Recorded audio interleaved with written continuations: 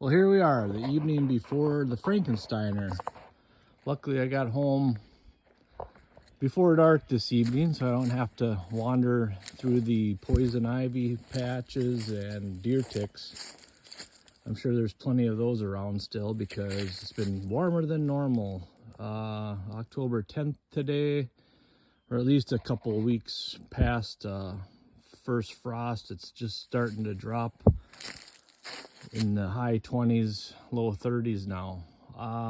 Reason I'm out here to try to get an alternator bracket off this old 69 to put on the 68, so that when I run the truck at the Frankensteiner tomorrow, I don't look like an amateur idiot because my truck's squealing like crazy. So hopefully we'll be able to fix that up, and I still got to get it running under its own power. I'm having a little trouble getting the gas flowing from the new tank I put in, so I don't know what's living under here, but we'll find out. I've had woodchucks come out at me when I was a kid. Scared the hell out of me. Oh, let's see. Oh, mice, just some mice. I guess I can tolerate those. Hopefully we have what we need here. And I don't know enough about these things, but it looks like looks the same as the 68, so I'm gonna have to dig deeper and figure out why that one is loose. I have this upper bracket on there. What other? Block heater cord, alternator. Must be some kind of a lower bracket. Oh, there's a lower bracket here. Maybe that's what I'm missing.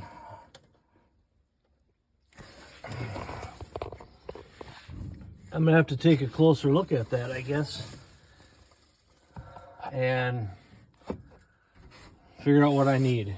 Anyhow, so I'm hoping Thanksgiving week, I'm going to take a week off to do some deer hunting.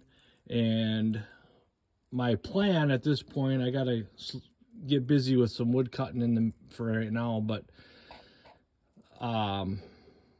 definitely hoping to maybe get this in the new shop next to the 68 and rob some parts off that and get it running.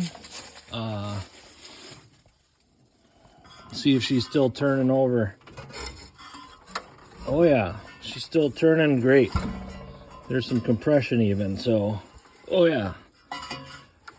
Derek, if you're watching, this is the truck I talked to you about at Iola this summer when I had a brief meet and greet with you.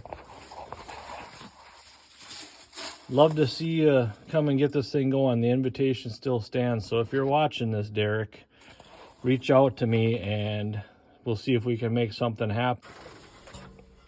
Well, I'm going to get a look at what's actually missing and maybe get a piece of cardboard or something and get what I need off this alternator because my other one's wobbling like crazy. So I'm going to do that before dark here and then go have some supper, and then I got to get in the shop and get the 68 running. All right, so I'm back from dinner, back at this truck, and the only thing that was wrong was the bolt on the bottom was loose, and the belt that was on there that I had got for this was slightly too long. So I robbed the 35-year-old belt off, and it's surprisingly, I took and washed it up in some Dawn dish soap and water and dried it off good, and surprisingly it seems like it's in good shape. Must have been new when he parked it. I bought this from the guy that parked this truck 35 years ago. Actually, he said he parked it because it got rusted floors. Anyways, so all that it was, I'll put a picture of the underside, but it's just a bolt on the underside there, and I actually took the piece off just in case I needed it. That's all there was under there. And the alternator sits on this and bolt goes through there, and that bolt was loose.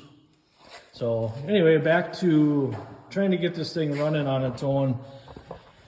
Sunday evening I was out here with the wife and I was dumping gas in the carb and trying to keep it running and trying to get that gas to feed from the tank, and wasn't having any luck and got sick and tired of it. So I went and watched Daryl Dixon, new episodes out on Daryl Dixon. So if you're a fan, you're probably watching that. And you know, I always just was sitting there wondering, after the last episode I watched, you know, Daryl and Carol, are they ever just gonna break down and do it or what? I don't know. Weird relationship there, I guess. Anyways, I'm not a movie critic or TV series critic. I was surprised that this pickle jar, after filling it half full of gas the other night and trying to get this thing to run, can still smell pickles. It's amazing after gas being in there. What I've got going here today is a plan to get the gas from the new tank up to the manual mechanical fuel pump. I had my wife cranking on it Sunday evening as well, and I held my finger over the inlet, and it was definitely sucking, but obviously not powerful enough to get it from the tank. So my hope and my plan here today, stopped at O'Reilly on the way home and bought a electric fuel pump, like a 5 to 7 PSI.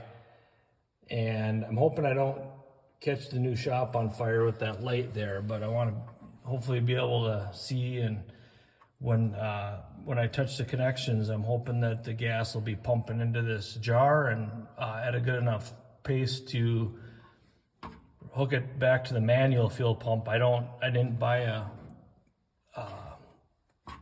cover plate, and I don't really feel like getting into all that tonight. So hopefully we can get this thing running with the manual fuel pump on its own again. I can take it to the car show tomorrow and have some fun, and then regroup.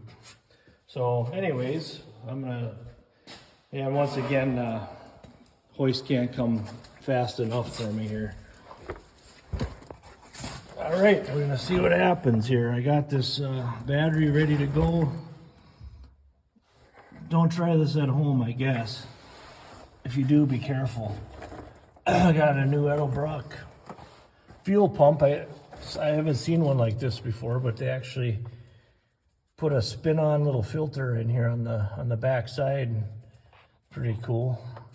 So I have this stubbed in where I had my fuel filter, and once it's running off the manual pump here, I plan on putting that back. So let's see how this works, I guess. Hopefully it won't take much.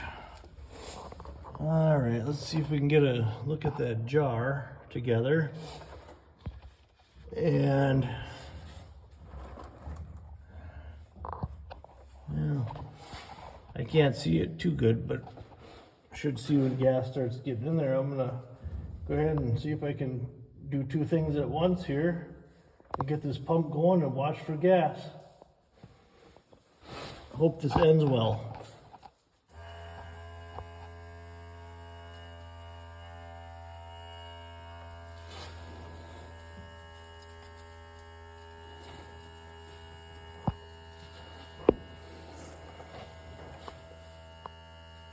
And nothing yet.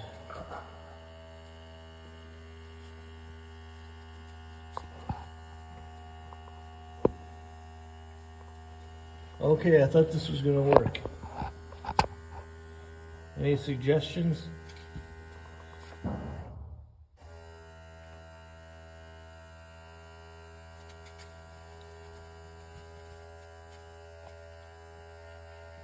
I would have thought it would be there by now.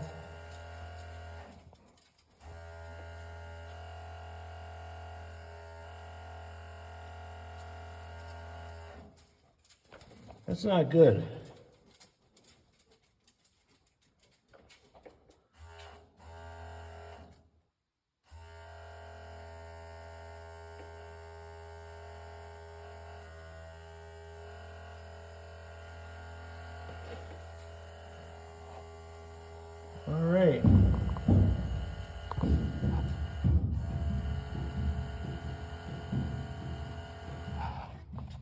That would have been there by now, I think.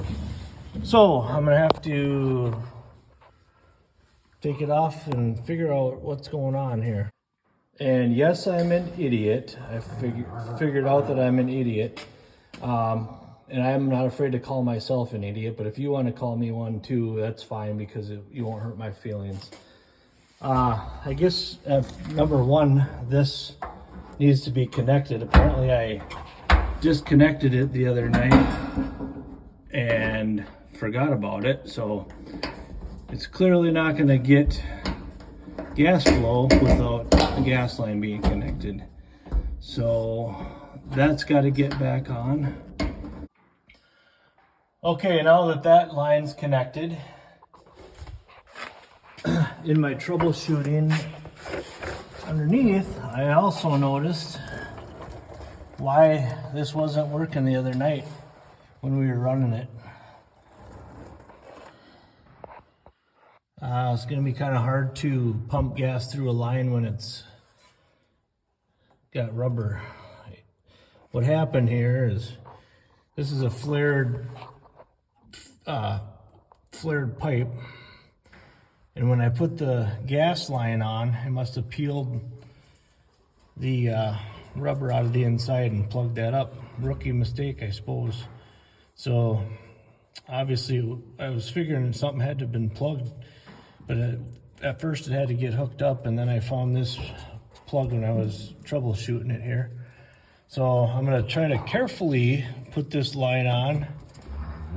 I went up to the front and made sure that there wasn't a chunk of rubber in that one, and that one was okay.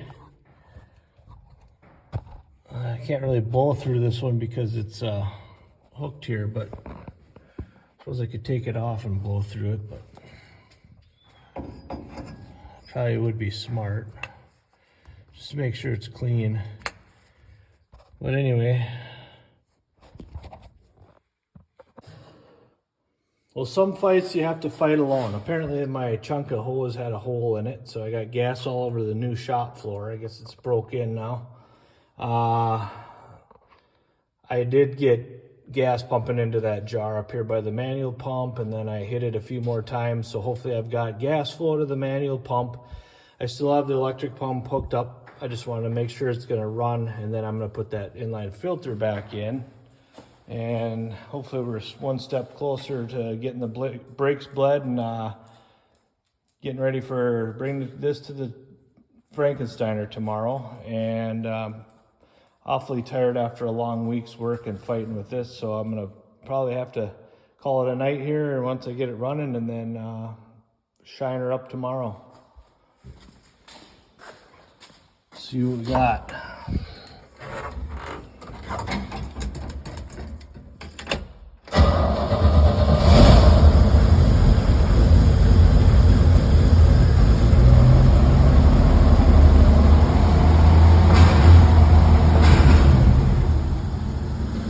There we go.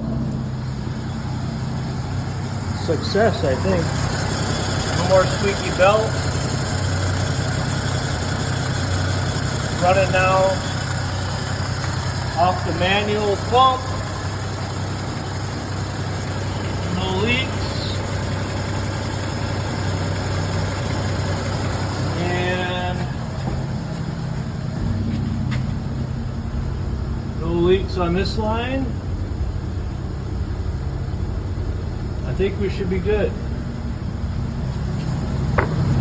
Gas all over the shop floor, and this is not connected, so gas is pumping through there from the manual. Success. If only I would have known I had a hole in that hose, it would have been a lot easier. Well, I'm going to go ahead and switch that over back to the filter. Get some more gas on the floor, and I'm going to try to clean up this mess. Try to get some brakes bled, and we'll see you at the Frankensteiner.